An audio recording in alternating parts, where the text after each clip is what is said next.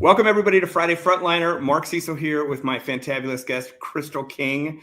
Crystal is an amazing author and a great literary citizen right here around the Boston community. So psyched to have her here today on A Mighty Blaze. A few words before we get started talking about her book, In the Garden of Monsters. We are live streaming on Facebook and YouTube, as always on Friday Frontliner. A Mighty Blaze, if you don't know, is an all-volunteer initiative that connects writers and readers virtually that we began in COVID. And now, 4 or 5 years later, we're still going strong. At A Mighty Blaze, we are never asking for money, only occasionally in a fundraising drive, but we only did that one time and we may do it again. But normally we are not asking for any money. If you like A Mighty Blaze, if you like Crystal King, if you like what we do here, just like us and follow us and tell your friends about us and retweet us and all the things. If you are in the mood to spend money, though, you could do worse things than buy In the Garden of Monsters by Crystal King. It is a fresh Gothic novel that takes you inside of the mind and, more scandalously, the marriage of Salvador Dali. Cool thing, the book is just dropped in price to $5.99 in ebook. Is that correct? Ebook or paperback, Crystal? An ebook. An ebook, right. So we're going to put a link in the chat to buy that. And anywhere you go that sells an ebook, $5.99 right now through BookBub. So get it while it's cheap and hot. It will remain hot, but it will not always remain cheap. Anyway, so the book is called In the Garden of Monsters. Go ahead and open up a few browser tabs and buy some for your friends and family. They make a great Christmas gift, all the things. Regarding questions for Crystal, please just go ahead and put them in the chat and I will make my way to them toward the end of the interview. And now a little bit more about Crystal. Crystal King is a novelist, culinary enthusiast, and marketing expert. Her writing is fueled by a love of history and a passion for the food, language, and culture of Italy. She has taught writing, creativity, and social media at UMass Boston, Boston University, Mass College of Art, Harvard Extension School, and Grub Street. She's also a Pushcart Prize nominated poet. Her previous two books were The Chef's Secret and Feast of Sorrow, which was longlisted for the Center for Fiction's first novel prize and was a must-read for the Mass Book Awards. Her latest novel, as we mentioned, is In the Garden of Monsters, which was a Goodreads most anticipated historical fiction book for fall of 2024. It's a fantastical tale of sex, art, Salvador Dali, and all things surrealism. Jennifer Saint, the best-selling author of Electra, called it a sinister romance and hypnotic Gothic fairy tale, surreal and luscious, with a fascinating twist on the story of Hades and Persephone. Crystal King, welcome to Friday Frontliner. Thank you for having me. Well, I'm so excited to have you here. Some of you in the Boston area may have remembered I had the great honor and good fortune of being at Crystal's book launch and interviewing her there. That was super fun. Crystal, just quick off the bat, how has the book thing been going? How has the reception been? Give me some, what's one of your favorite things that's happened so far since the book coming out in the last few months? Oh, I've had so many good things that have happened. Mm-hmm. I think one of my favorite things is that I did a dinner with Will Gilson, who is one of the most celebrated chefs in Boston. And he reimagined some of the dishes from the book. Oh, wow. And that was so fun. I love when chefs, I've done this for my past books as well. And I'll probably be doing another dinner or two in the upcoming year. And it's the best thing to see what chefs do with these recipes. It's that appear in the book. It's super fun. And we're going to get into those recipes a little bit later, but are they as tasty as they are visually stimulating? Are they actually good recipes? Yeah. My first two novels were about culinary figures. The first one was Apicius, whose name is on the oldest known cookbook. And it's a real cookbook, and he was a real person. And then the second one was about Bartolomeo Scoppi, who was a celebrated Renaissance chef for different popes and cardinals. And he left behind a cookbook that had 1,000 recipes in it. And so some of the early Italian recipes that we know and love are in that book. And in researching those books, there were so many things that I discovered about Italian food throughout history that I got to put into this book, because it's really a look back into the past in a lot of ways. And so since it's a tale of Hades and Persephone, which I know we're going to talk about, there's a lot of pomegranate seeds that need to get eaten. And so there's many meals in this book. And I got to design them after some fabulous feasts in history and literature. So that was super fun. So could there ever be a Crystal King book without a cookbook also tied into it? Yes, my next book is no food. Oh my I don't know God. what I'm going to do. I don't know how I'll even promote it because I'm so used to the food angle and I love it. But yeah, my next book doesn't have any food in it. And by the way, this might be like a weird question, but let's say someone, say in the Boston area, or for that matter, anywhere, like wanted to have a dinner like the one you're describing with the chef and you there. Like, is this like a thing that you do? Like, you're like, I will have a dinner party for you for a price. Oh, I'd be willing to entertain that idea. But I am planning on doing something in the upcoming year in the Boston area. So if you sign up for my newsletter on my site, crystalking.com, you'll definitely get a heads up early on for that, or follow me on my socials because I will certainly talk about it. But yeah. Awesome. Okay, cool. All right, so let's get back to the book. Why don't we just start us off with what is this book about? So it's a really wild story that defies genre.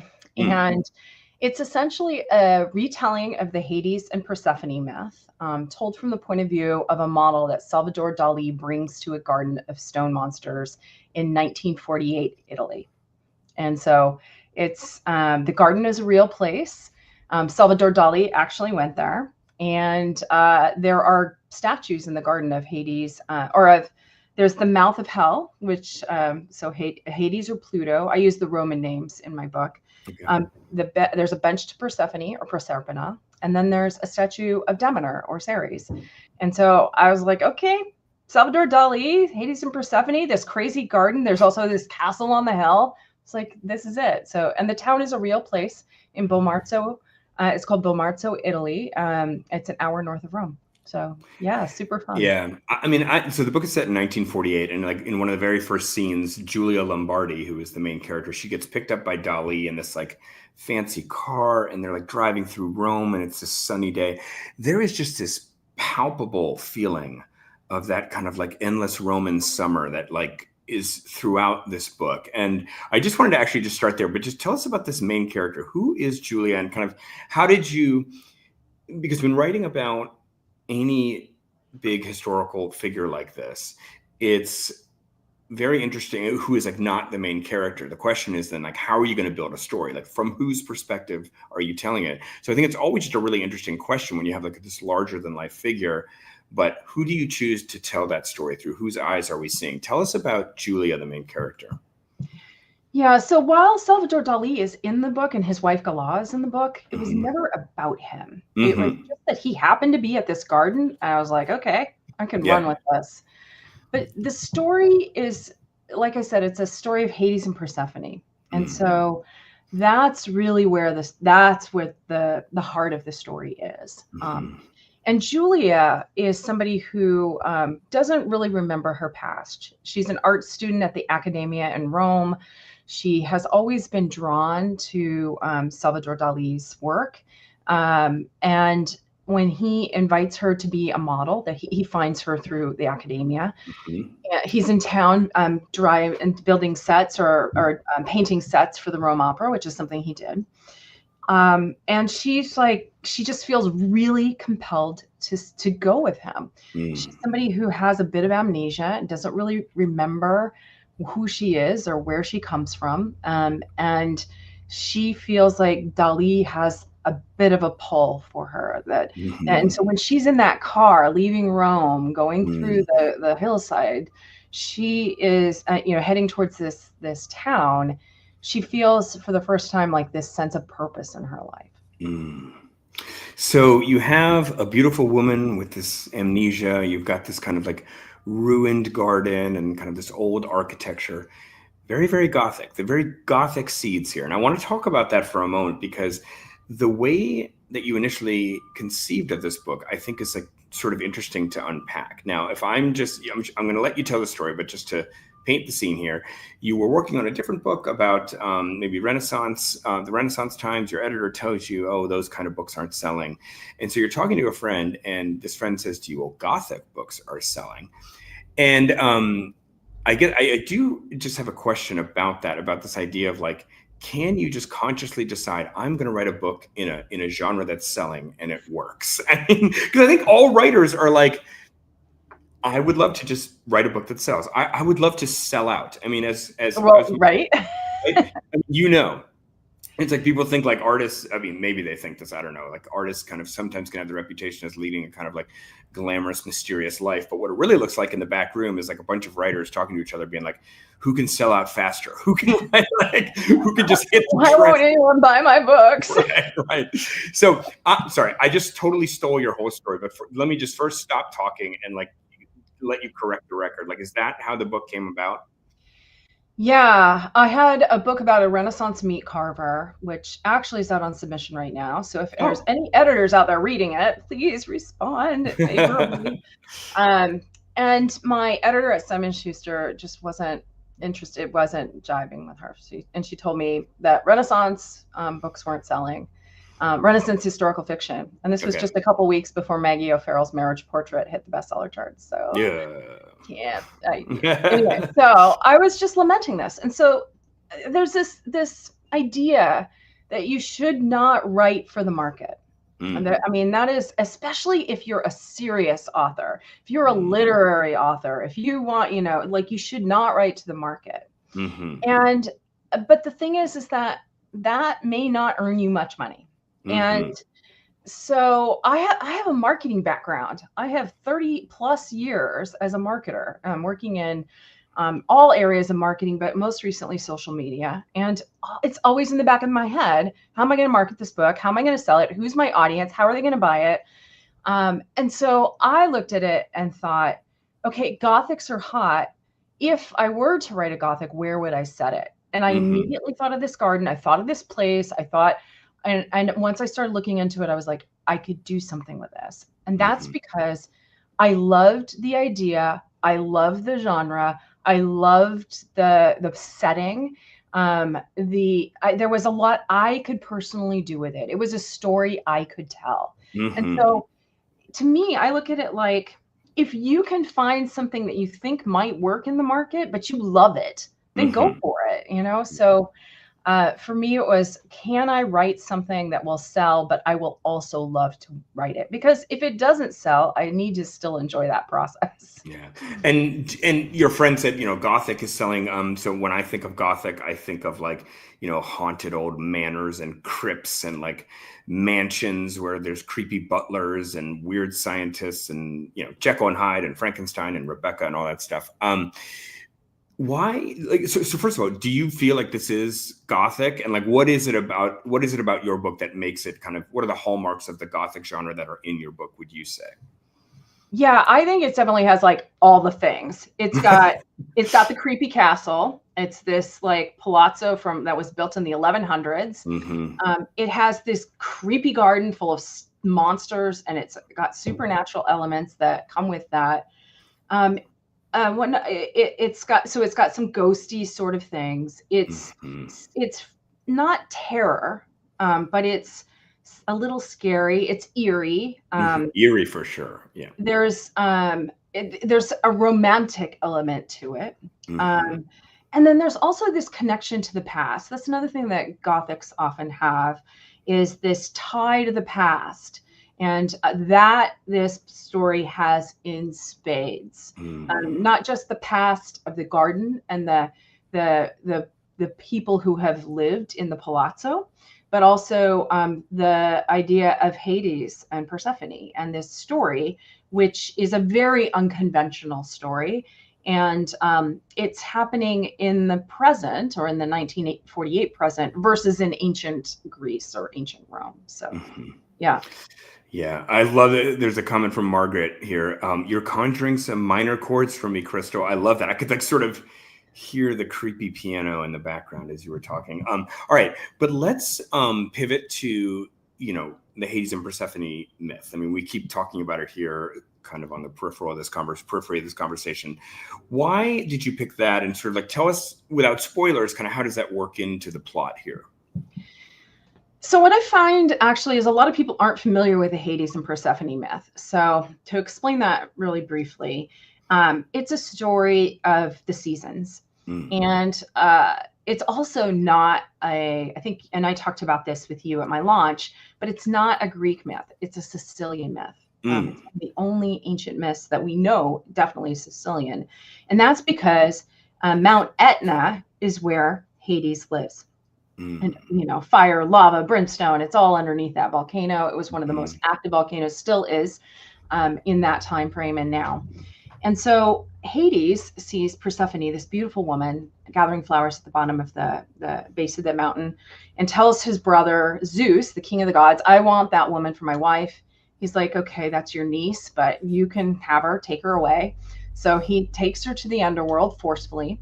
And her mother, Demeter, is very upset, looking around the world for her, can't find her, is in her grief. She blankets the world in snow.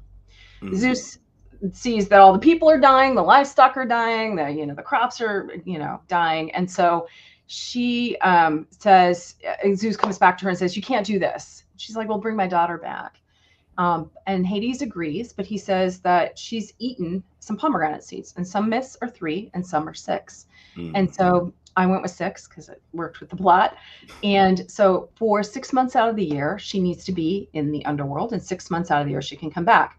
So in the winter, she's in the underworld. In the spring, she is just coming back. In the summer, it's her splendor. And then the fall is when she's returning. And then, of course, in the winter again, and it keeps going. And so in this garden, there is a mouth of hell, Orco. This is what it actually looks like. And if you look at the cover, you can see that it's mirrored there. But this guy, he's got a table in his mouth, and this is a real statue in the garden. And this table seats like 4 or 5 people. And I include it in a couple of my other past books. One of them, it's mentioned in Chef's Secret, and then the book that I have on Submission, there's a whole scene in this garden. And so I thought of this garden as a place for a whole book. And I realized, okay, there's these statues that are in it. And so it just makes sense to have, and there's Cerberus, the dog is in it, and Demeter, and all these like sirens, and, so it just made sense that this could be a Hades and Persephone story. Why? I mean, I know you're kind of had set your mind on writing something Gothic, and you just explained why you were so attracted to this myth, but like, why did sort of like reality not seem like enough for this? I'm just always interested why writers. I don't want to live in our reality right now. I mean, this is a great answer. And it's like, I mean, my books always have a touch of the fantastical and mythical in them. And I think part of it is that I find it, frankly, somewhat comforting and effectively an escape to have something supernatural in the world. And is that sort of what was going on here too? Yeah, and I've always loved fantasy.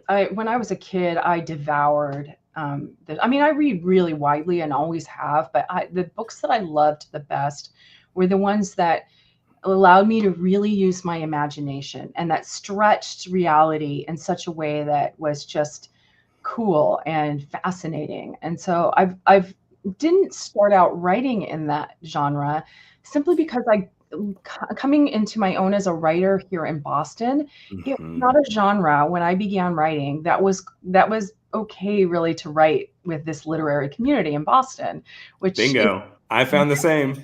Very snobby, very literary, very prize oriented. And there's nothing wrong with any of that. We have incredible literary authors in this city. But I always felt really self-conscious about stretching my wings in a fantastical direction because of that. But in the last 6, 7, 8 years, I've really seen a shift there, and more of those fantasy novels, and like J.K. Rowling hit it big. Not that we like to talk about her these days, but like Lord of the Rings happened in the movies, and there's just a lot more love for the genre, and so and we're seeing more authors cross over. Yeah. And so I was like, okay, I'm going to do this. Yeah. So my next novel is very thoroughly a contemporary fantasy. Okay. So very different. So you're leaving the cookbooks behind, reaching towards fantasy. I see the trajectory here. I will probably always have food somewhere in the background.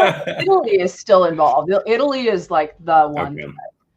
All right, so we're going to talk for a moment about Italy too. I mean, so this garden, and I would just encourage anybody to go to Crystal's website because there's just wonderful pictures of this garden. But it's this kind of sculpture garden with all these fantastical and wild and mythic and surreal and Gothic, indeed somewhat creepy sculptures that were creepy even before they were like a ruined garden, right? And the thing is, like, at the time, this was not the only garden of this kind. Just tell us about like this garden as like a genre of things that people were building at a certain period of time. Yeah, in the Renaissance, there were very, very wealthy people and very, very poor people, much like today. And when you were extraordinarily wealthy, you had limited ways to show everybody how much wealth you had. And one of them was, instead of buying a jet like you would today, you would employ these gardeners to create an incredible garden where you could entertain and amaze your guests. And so one example of this is the Villa d'Este, which is in Tivoli. The gardens there, which are designed by the same architect who did the Bomarzo garden, are these incredible gardens with over 10,000 fountains in it, or like, or 1,000, lots of fountains, more fountains than you or I could count in one day. So it's absolutely magnificent. It's half an hour from Rome. It's worth taking a side trip to go see the Villa d'Este. This is a very different garden. Those are very structured, with straight pathways and very manicured everything. And this was different. He had this idea of taking the stones and carving in situ. And so like the stones become these monsters. And Vicino Orsini, he was this Italian prince, a condottiere for or condottiero for the Pope. Basically, he was a mercenary who went to war for the Pope, and he was somebody who just for whatever reason wanted to buck trends, but shock and awe in a different kind of way. He was like, I don't know, the early Madonna or something, right? So he created this bizarre wild garden. And one of his best friends was Cardinal Alessandro Farnese, who was the wealthiest man in Italy, and the son of the Pope, or the grandson of the Pope, excuse me. And he was somebody who probably protected him a little bit, because this garden is a bit blasphemous in the sense that it's very fantastical. It doesn't revere God. There's a Tempietto that represents kind of the heavens. But then there's also the underworld, is where the Roman gods or the Greek gods lived. And so it was a very strange place in its time. And when he died in the late 1500s, it did not, for whatever reason, his children didn't really do much with it. It passed to a couple other wealthy families. The Borgheses and the Della Roveres owned it at one point. And then in the 20s and through the 40s, all these surrealist artists heard about this garden, which had been overgrown for 400 years. And so they started going there, and like Jean Cocteau went there, and all these just interesting people. And one of them was Salvador Dali. And so the garden kind of had this a renaissance of its own. People became really obsessed with potentially visiting it after Dali filmed this little tiny movie, which you can see on my website, crystalking.com. And he sparked the interest of the world. And so this couple bought it and renovated the garden, and their daughter owns it today. Wow. Yeah. So when you were describing that garden, it's kind of like strange and shocking and like sacrilegious and like offensive, and can put you on like the shit list of good, wholesome people. It sounded like what a perfect place for Salvador Dali. Like this is these are like all sort of his vibe. It really is the perfect place for him. It's the perfect place. So I want to take a minute talking about Salvador Dali, and as you rightly said earlier, he's the most famous person in the book, but it's not like the story is entirely centered around him. But I did want to just take a moment and talk about him because he is just such a fascinating figure. And, I was trying to think, I brought this up in your launch, but I was trying to think of like, who is sort of like Salvador Dali, this guy kind of like master of spectacle and braggadocio. And this person who sort of is always talking about how they're a genius. Like nobody thinks they're as big a genius as they themselves think. And there's also a way that like the bragging and the art making like are sort of indistinguishable from each other. It's sort of like the making of the spectacle that draws attention to the art actually is the art. And I thought to myself, and I brought to you before, that I think like Kanye West is like sort of a version of that in our time, where it's like, it seems like so much of the attention he gets is sort of like, it's a lot about the music, but it's also about the story around the music. I just, if Salvador Dali met Kanye West, they'd be like, game recognized game, bro. So I'm just wondering. They hate each other. They're like, because they're playing, there can only be one sheriff in this town. But I guess, so I just wanted to use that as a way to just kind of ask you that question. I do think it's a pretty interesting idea, not Kanye. Well, Dali was equally, if not more controversial than him, actually, than Kanye. Right. I mean, and you use the word problematic to describe him. I mean, this is like a character who would be canceled in our lives today, in our world today, just as Ye has been canceled. And it's like, you know, I just kind of am curious, like, what you make of him as an artist, and sort of like, what do you make of the kind of like, is he a genius or is he a marketer? Like, where's the boundary there? I think he's both, definitely. Yeah. He's somebody that he was a consummate narcissist. I mean, in the clinical definition of the word, he is an absolute narcissist.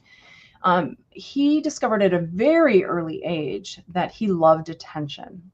His autobiography talks about when he was in high school, he used to pitch himself down the stairwell at the school because it garnered him so much attention, and people would come running to see if he was okay. So he would periodically just do that for attention. And he talked about how everybody came running, and it clearly was something that he was proud of, not, you know, and that was in the early days. That bloomed throughout his life. He was somebody who was always an outlier. He was looking for people to notice him. He was a showman. He actually did a thing with, we were talking about collaborations. He did crazy collaborations. He did one with Alice Cooper. He did a beautiful movie with Disney. He did fashion with Schiaparelli. And he was somebody who was he would look for attention in all sorts of ways. He was extraordinarily charismatic. People really liked, they wanted to know him. He threw these insane parties. There's a video of one of the garden parties, a costume party that he did on my site. And then like Bob Hope is one of the guests, and they lift up the lid and there's like frogs jumping everywhere and like weird, crazy stuff. But he was also, like I said, problematic. But he was also a genius. Let me address that real quick too. Yeah. He was somebody who admired the old masters. Raphael was his favorite painter. He really studied the old masters and wanted to be the best painter that he could be. And some of his paintings have incredible skill. It's not just the imagination, particularly his later paintings, some of his religious paintings. He became religious later in life. They're just masterful. But it was overshadowed by his theatrics and his marketing, which was a lot of his wife, Gala. Yeah. But he was also problematic with such great genius. Sometimes comes this sense of you can say whatever you want and do whatever you want and behave however you want, and people will still flock to you. And we know narcissists in our society today that are just like this, right? So, I can think of one. But he was an admirer of Franco. He actually did a painting of Hitler masturbating in like I want to say 73 it came out or something like that. It was later, but he wrote a letter to, he got kicked out of the Surrealists for these fascist leanings, but also because he wrote a letter to Paul Eulard, who was the head of the Surrealists, about a religion that would exclude Black people. And they were like, nope, you're done. So he was booted from that. He ended up living in New York for a while. And I addressed that with my character in the book. Some of these problematic things, like she had heard these things, but, maybe he had changed because you've been living in New York for a while and, the war is over and maybe he's not so bad. But he was equally fascinating and equally problematic. Let me ask you this. A big topic today in academia and in the arts is the extent to which people should study old masters who have problematic pasts of some kind, right? What's your take on that? Like someone like Dali, is this somebody that should be without reservation engaged with? Because if you set aside his personal story, you find that the art is stimulating and worthwhile and admirable, or should people kind of limit their exposure to Dali because there's really offensive sides to him? I think you can't ignore Dali. He was absolutely one of the most influential artists of the 20th century. He was somebody who was, he had his impact just cannot be understated. It really can't be in the world of art. And also entertainment. If we erased all the problematic people in history, we wouldn't have a lot of history. We just wouldn't. And I think it's better to know the problems and understand that, because you will engage with his art very differently. For one thing, but I don't think in general you shouldn't wipe out the knowledge of someone. So the ancient Romans used to do this. They used to deface all the statues. Like when Sejanus he tried to overthrow Tiberius. Like he used to have statues around. He had a coin minted in his name. They systematically wiped out everything. All the statues are gone. There's no coins left. We have no idea what this man looked like. And they tried to strike him from like the historical record. But that history is really important for us to understand that time frame and the other people in the that were there and what has happened in this world. And so it's not any different with Dali. It's not any different with some of these really problematic people we have going in our lives today. We should have open eyes and we should understand, try to understand where they're coming from, even if we don't agree with them. And that doesn't mean that you should go along with what's happening but I do think that the big cancel culture is a problematic thing from an arts perspective. That said, there's a lot of people I choose not to listen to their music anymore or buy their books because I disagree with where they're coming from. But I have really, it's not like I read a headline and made that decision. So definitely happened to me. It happened to me with Ye, and it also happened to me with Michael Jackson. It's like, I try to not be just too trigger ready with that kind of stuff, but it's just a fact that I can just say honestly that somebody who is like pretty permissive, kind of in all ways, as I am with other people, I just cannot listen to Kanye West music without thinking of the story. And it's even more serious with Michael Jackson. It's just like, what do you want me to do? I just can't, when that music comes on, I just start thinking about something else, which is the story behind it. And it definitely happens to me. Like right ruined for me because Morrissey is like a total racist asshole. Yeah. One last question about Dali. His art is also just sort of like really an outlier. It's like sort of really, I don't know what the Latin phrase is for that. I forget the one that's like surrealism. No, but like he's in a category by himself, like whatever that phrase is. He's a unicorn. I don't know. He's a unicorn. Yeah, that's fine. Let's go with that. But just tell me like one quick thing that you learned about his art, or a different way that you see his art? Tell us, before you went into writing this book and now, what's one different way that you see his art, or something you learned about his art? I really was not a fan of him before I started going down this path. I wasn't sure I wanted to include him because he was so problematic. But I thought that it made sense for the story and the kind of person that I wanted Julia to become as a result of the interactions with him. His wife is fascinating. She was an extraordinary businesswoman. She was horrible. She was a really horrible person, but I think sometimes extraordinary businesswomen in those eras had to be. She was horrible in other ways, though. But she was horrible to him. I think. Oh, I lost my train of thought. Whoa. Yeah. You were just talking about like kind of the new things you learned about his art and how like you didn't like it at first. Yeah. I don't like a lot of his art. I really don't. A lot of it is terrible. It's just like a lot of his drawings are awful. There's a lot of really sexual stuff that's just weird. And I just doesn't do anything for me. Yeah. But some of his paintings are really beautiful. There was it just closed, but there was an MFA exhibit in Boston of his art, and he had some just extraordinary paintings.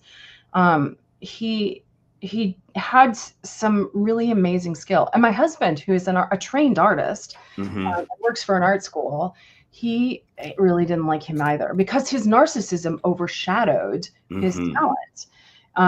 But he's come around a bit. And I own a couple Dalis now. What? I have a medal. Actually, let me grab the medal. So these are that was made by the actual Salvador Dali? Yeah, this is a limited edition bronze medal that he did for the Dineros de Gala, which is the cookbook he did, which I have a nod to in the book. You can see there's spoons for the hair, and that's a picture of him. And it on the back are more spoons, and it says Gala on the back. Wow. So this is a bronze medal. And then I have a lithograph of Dante and Cerberus. He did a whole series for the Inferno. And so I have my dining room, and then I have some plates. Limoges did some plates that have some images from the cookbook, and so I was able to collect a couple of those plates. And it's so like they're not they're his masterpieces, but they're these little bits of Dali that I actually own. It's kind of cool. So that is how did I never know this before? This is like super cool. That's amazing. Yeah. All right, cool. Well, look, I had some more questions, but we've had a number of questions come in, and I just want to get through these audience questions. So here we have one from Margaret. Ooh, was Hadestown part of your writing soundtrack? It wasn't. I actually have a soundtrack that I have a playlist that I created in Spotify, but Hadestown wasn't in it. I didn't see Hadestown until after the book had actually come, was almost out, because I couldn't get to it in New York, and I saw it here in Boston. It was amazing. I loved it. All right, give us like one or two exemplary tracks from your playlist. Oh man, I might be able to pull it up and share it in the chat. I'll do that. Oh, yeah, I have the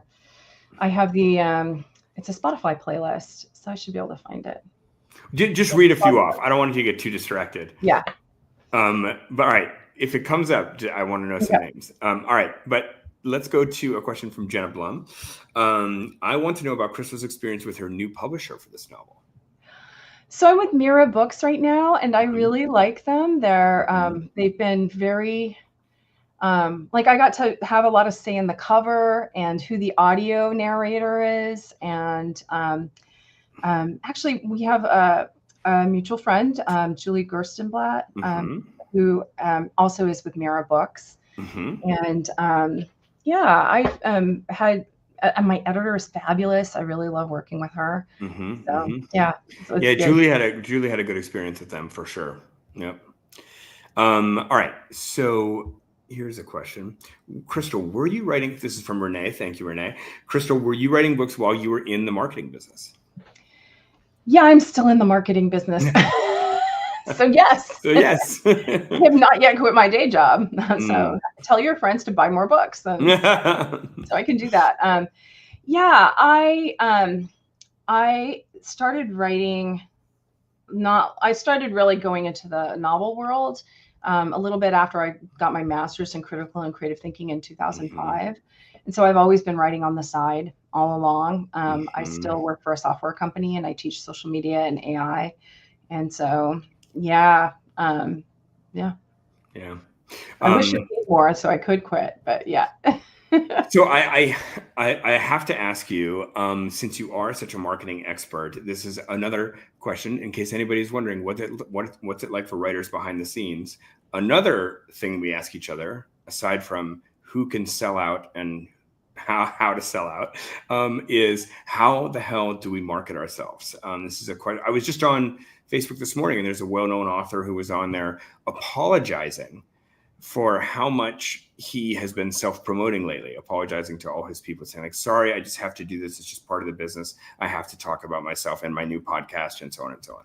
Right. But there's always this kind of tension, like, why isn't the publisher doing more? Why do I have to do all my marketing? There's a tension of, I wish I could just create instead of spending my time doing this. There's a question of, what is the limit? Like, for example, there's always more that can be done. Like you could spend literally all day, every day, just promoting yourself on every different TikTok, YouTube, Insta, everything.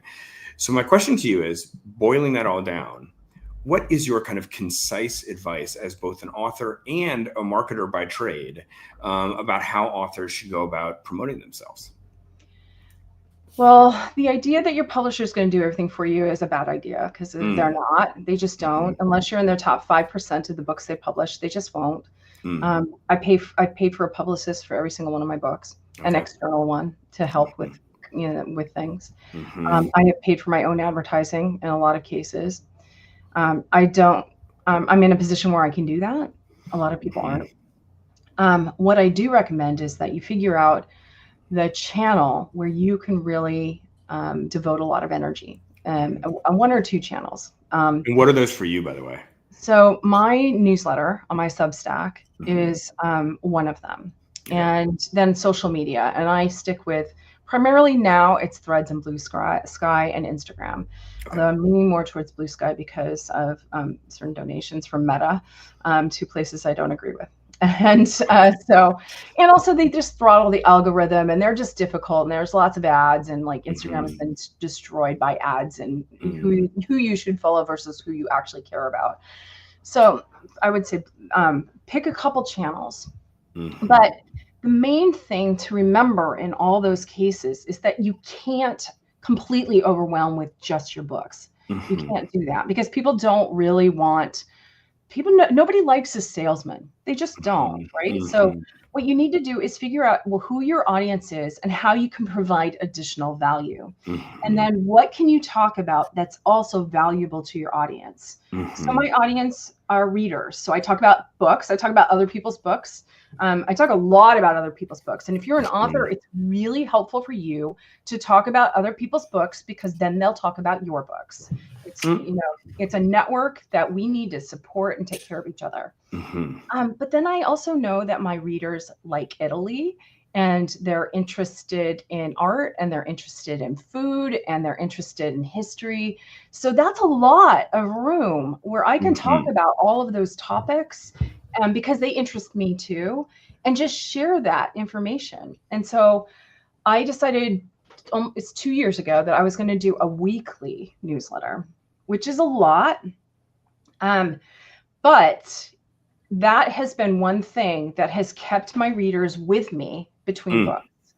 And so you don't want to lose your audience between your books. You don't want to stop talking between your books because people forget. We have a short social media memory. So find where the value is that you can give beyond your books. So then you sprinkle in the talk about your books in the midst of all that. And because you're providing so much value, they're going to keep following you no matter what. And they're going to feel more affinity for you and your books. What would you say, just real quick, what is the most successful single self-promotion thing that you've ever done? Even if it was just random and just like took off and it was viral for reasons you don't understand. Like what was the most successful thing ever? That's hard because I feel like it's a lot of slow buildup. My Substack has been the most perennial, like the most like long term. Okay. But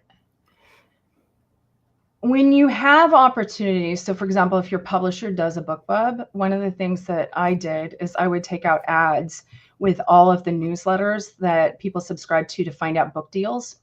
Really? So there's a whole ton of newsletters that you can subscribe to when a book goes $1.99 and you'll get it in your inbox. There's like, I don't know, like 10 or 15 of these. And I would take out ads in those so that my book would get to the top of those newsletters.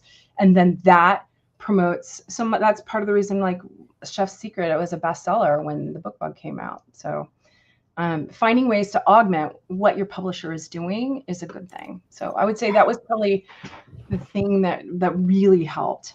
Wow. But the other, actually, that's the other thing I would say that is the most beneficial is that on my website, I have pages that of topical pages that are interesting to that are in tandem with my book. So like right now, there's a whole page on the garden, a whole page on Dali, but there's also on the side a place where you can download my cookbook, which gets people to sign up for my newsletter, and they can leave at any time. And it's a free newsletter. A lot of them on Substack aren't, but you get the downloadable cookbook. That's value I'm giving you. And then I have all these contributors for the cookbook that help me promote the cookbook and that help me promote my book. And so, but that my ancient Roman page that I did when I did Feast of Sorrow, it probably drives 75% of the traffic to my website. Holy cow. From search. And Eloise in the comments here is talking about how she's taking notes. I am like also taking notes, Eloise. Like I am like need to rush off this podcast and make some changes to my social media approach. Anyway, all right. Well, Crystal, we're gonna wrap there. That was like really engrossing and interesting, and talk about value add. That bit at the end about marketing is amazing. I always end with the same question for my authors, and I want to do that now, which is that imagine there's an ideal reader for In the Garden of Monsters. They've just finished reading the book. They put it in their lap. They look out the window or across the street or whatever, and tell me in a phrase or even just a single word, what is the feeling that you have left this reader with? I want them to be hungry, and not just for food, but like to learn more. And the best feedback I've had on this book from multiple people is that I've never Googled so much after I finished a book, because they want to read, they want to know about the garden. They want to know more about Dali. Was he really like that? Was his wife that awful? Like, they want to know, how the garden happened and yeah. So to me, the things I put into my books are fascinating and cool, and I love the history, and I love sharing that history. So it's really exciting when people get as excited about it as I do. Whew. All right. Well, that is great. Last super quick rando question though. You're talking about people being hungry, metaphorically, spiritually, artistically, and also literally hungry. Is there any quick little recipe or anything that you could share with us? Like, what's something that like, people could make this weekend that is like something from Dali? Well, there's lots of recipes in my cookbook, which you can download. And in the back of the hardback, actually, I think in the ebook too, I have 3 recipes. Okay. And there's a cherry rose tart, which is my favorite recipe. It's like absolutely delicious. But a lot of people don't want to do the pie thing. It's too much. And cherries are out of season, although frozen will work. But there's a date and pomegranate bite that is no cook. You can make it with kids, and they're super crazy healthy and delicious. So that's awesome. All right, and that's so buy the book for $5.99 ebook today. Go to the back, then before you read the whole book, cook these pomegranate cherry tarts. You don't even have to cook them. You just put them together. Just put them together. Oh my God. All right, Crystal, this has been so fun. Everyone in the audience, sorry I didn't get to all the questions, but thank you everyone for joining. This has been such a treat on Friday Frontliner with the great Crystal King. The book is called In the Garden of Monsters. Check it out and buy it, an ebook for $5.99 right now. Crystal, thank you so much. Thank you. I appreciate it. All right. See everybody next time on Mighty Blaze.